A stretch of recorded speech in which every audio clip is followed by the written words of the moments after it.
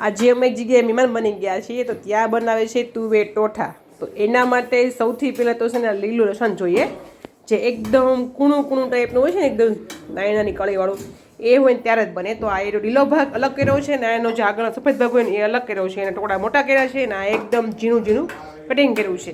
અને આ છે એનું મેઇન પાર્ટ.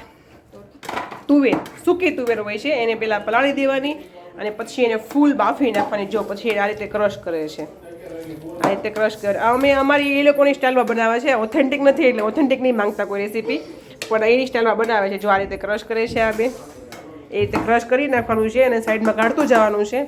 અને આ આખી તુવેર છે બફાઈ ગઈ છે. તુવેર કેટલી હતી? તુવેર કેટલી હતી ભાભી? આ 1 કિલો તુવેર હતી. 1 કિલો તુવેરની સામે લસણ કેટલું લેવાનું? 2 કિલો. તો આ એનું મેઝરમેન્ટ છે કે 1 કિલો તુવેર લો ને એની સામે આ લીલું લસણ જે એકદમ કૂણું કૂણું હોય છે.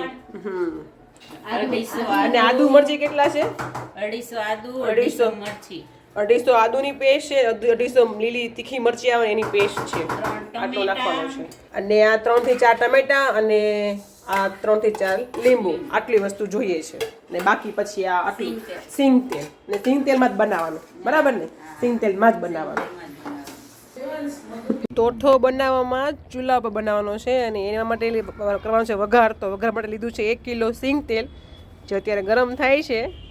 નાખ્યું આખું જીરું.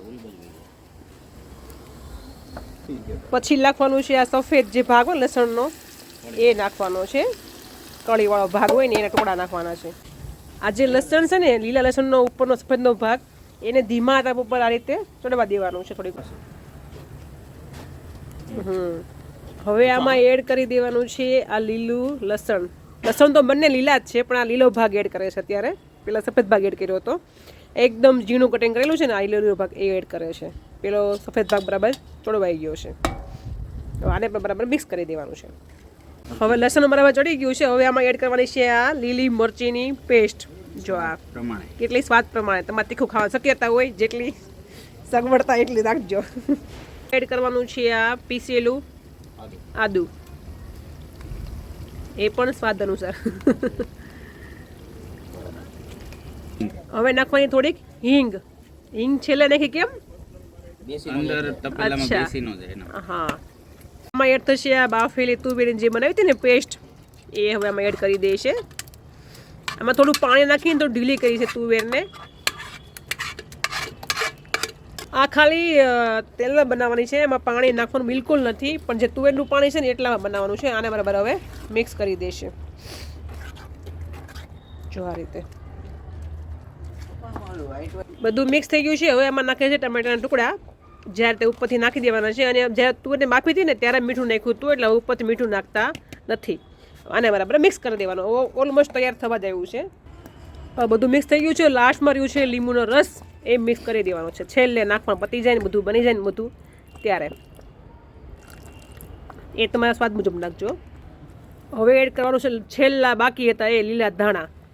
બસ, એટલે આપણું આ તુવેર ટોઠો તૈયાર, જે અમારા સ્વાદમાં બનાવ્યું છે. પણ બહુ જ ફાઇન બને છે, લીલું લસણ નાખેલું ટોઠો અને ફૂલ લસણ નાખી બનાવ્યો છે. એની સ્ટાઈલ બનાવે છે ભીખાભાઈ. મેં કીધું એ ભાઈ ચટણી હાથે બનાવી છે. અને આ છે સેવ, આ છે બ્રેડ અને આ છે સાથે પાપડ. આ છે અમારી યમ્મી ડીશ.